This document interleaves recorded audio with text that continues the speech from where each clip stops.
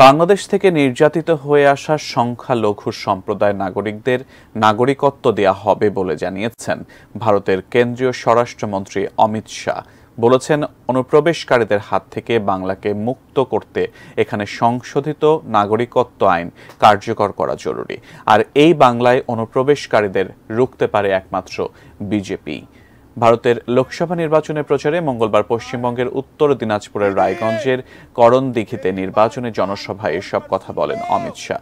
অমিত শাহ আরও বলেন, এবার বাংলা থেকে কাটমানির কালচার বন্ধ করে দুর্নীতিমুক্ত বাংলা গড়া হবে।